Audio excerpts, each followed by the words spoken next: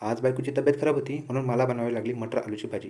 आम्ही दोघंच असल्यामुळे 2 आलू घेऊन त्याला व्यवस्थित त्याची साल काढून घेतली आणि मार्केटमधून आलेली ताजी मटर शिलून घेतली आणि आलूला पाण्यामध्ये भिजवत ठेवलं.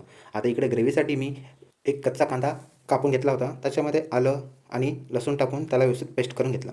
आता आलूला थोडंसं फ्राय करून घेतलं तेलामध्ये, असं गोल्डन कलर येईपर्यंत फ्राय करून घेतलं आणि त्याला काढून घेतलं आणि त्याच तेलामध्ये तेजपत्ता, इलायची आणि दालचिनी टाकून व्यवस्थित परतून घेतलं आणि त्याच्यामध्ये ती ग्रेव्ही टाकून दिली.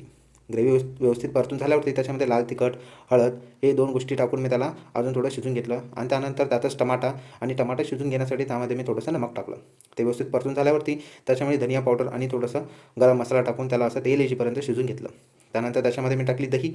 दह्याने थोडी आंबट चव येते म्हणून दही टाकली. ते व्यवस्थित झाल्यानंतर मगाशी आपण फ्राय करून घेतलेले आलू आणि शिलून घेतलेली मटर त्यामध्ये टाकून घेतली. त्याला व्यवस्थित परतून घेतला.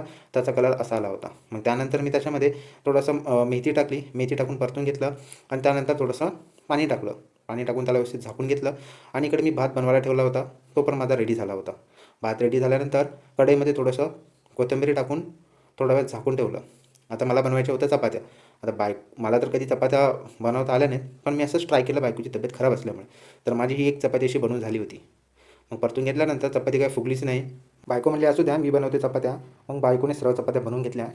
ही बघा माझी चपाती अशी झाली होती. थोडंसं तेल वगैरे लावून, तेल जरा जास्त झालं होतं चपातीला. मग चपात्या वगैरे सर्व बनवून झाल्यानंतर आम्ही जेवायला घेतलो होतो. व्हिडिओ आवडला असेल तर लाईक करा, शेअर करा आणि चॅनलला सबस्क्राईब करा. थँक्यू. Bye bye.